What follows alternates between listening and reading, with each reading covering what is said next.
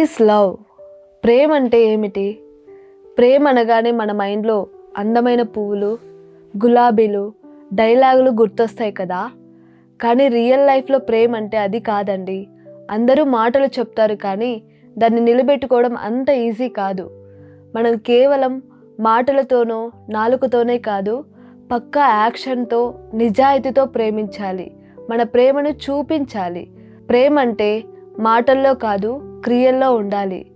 Friends, ఇప్పుడు మనము social మీడియాలో చాలా బాగా వైరల్ అయిన ఒక లవ్ స్టోరీ గురించి మాట్లాడుకోబోతున్నాము. అదే స్పెయిన్ దేశానికి చెందిన ఫుట్బాల్ ప్లేయర్ గవి గురించి. అతను కేవలం 20 ఏళ్ల వయసు. అంత చిన్న వయసులోనే ఫుట్బాల్ జట్టు కోసం అతను ఆడుతూ ఉన్నాడు. అతనికి డబ్బు, ఫేమ్ అన్నీ వచ్చేసాయి అనుకోవచ్చు. లైఫ్లో సెటిల్ అయ్యాడు అనుకోవచ్చు. కానీ ఇక్కడే ఒక అసలు ట్విస్ట్ మొదలైంది.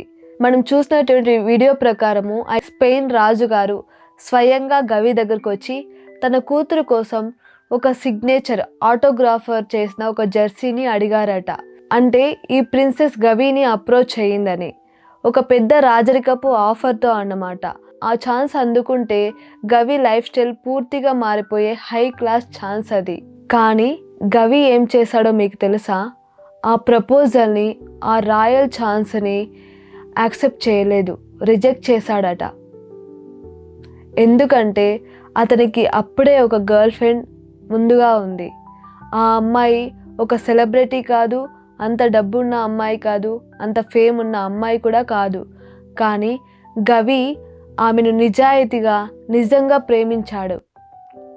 ప్రేమ అంటే ఏంటంటే మన స్వార్థం కోసం కాకుండా మన స్వార్థాన్ని పక్కన పెట్టి వేరే వాళ్ళ మేలు కోసం చూడడం.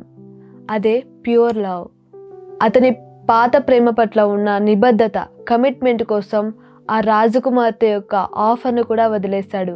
అదే నిజమైన ప్రేమ.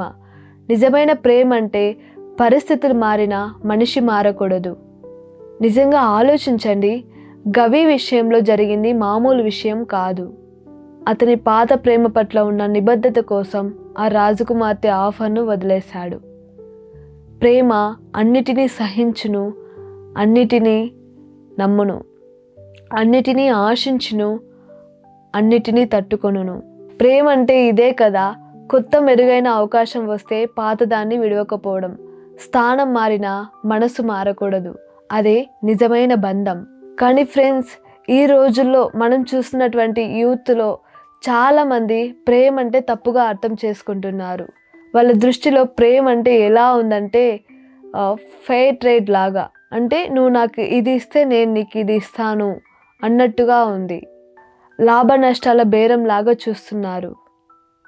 ఏదో ఒక ప్రయోజనం కోసం చూస్తూ ఉన్నారు.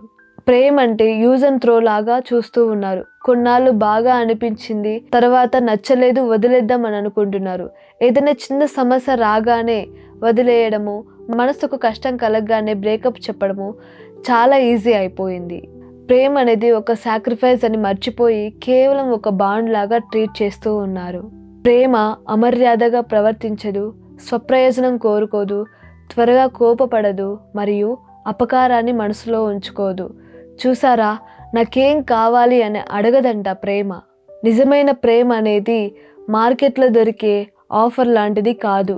మన హృదయంలో నుంచి వచ్చే ఒక నిబద్ధత, ఒక నిర్ణయం. చూసారు కదా, మనం గవి కథలో అతనికి ఉన్నటువంటి నిబద్ధత ఎలా ఉందో తెలిసింది. కానీ అసలైన ప్రేమ ఎక్కడ ఉంది? అది యేసు ప్రేమలో ఉంది. గవి తన లవ్ కోసం ప్రిన్సెస్ ఇచ్చినటువంటి ఆఫర్ని వదిలేశాడు. కానీ యేసు ఏం చేశాడో మీకు తెలుసా? తన ప్రాణమే వదిలేశాడు. ఆయన ఒక రాజకుమారుడు.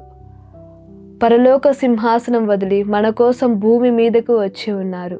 దీని వలన దేవుడు మనపై తన ప్రేమను చూపెను.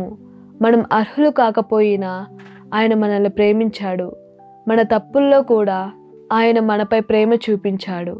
ప్రేమ అంటే ఏంటంటే ప్రతిఫలం కోసం కాదు, త్యాగం కోసం జీవించడం.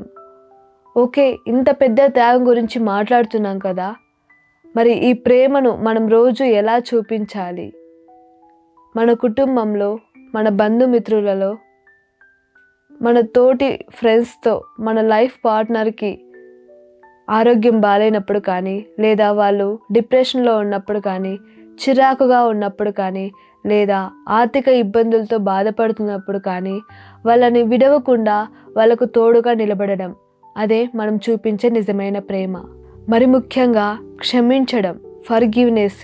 ఎవరైనా మిమ్మల్ని హర్ట్ చేసినప్పుడు క్షమించడం అనేది అది ఒక సూపర్ పవర్ లాంటిది.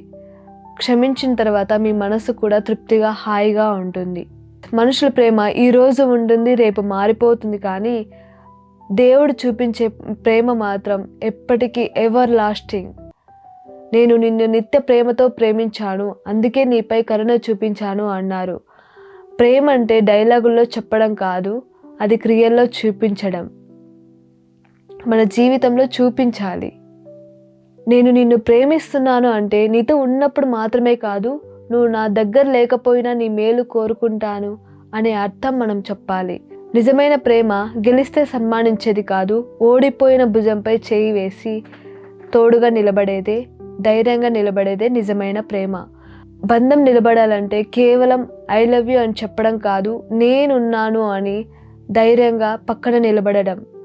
ప్రేమ అనేది సులభంగా విరిగిపోయే గాజు ముక్క లాంటిది కాదు, అది అన్నింటినీ సహించి తట్టుకొని నిలబడే ఒక బలమైన గోడ లాంటిది. ప్రేమ అంటే ఏంటో మీకు ఇప్పుడు ఒక క్లారిటీ వచ్చింది కదా. ప్రేమ అంటే వదిలిపెట్టకపోవడం, అలాగే ప్రేమ అంటే క్షమించడం, ప్రేమ అంటే నిలబడడం.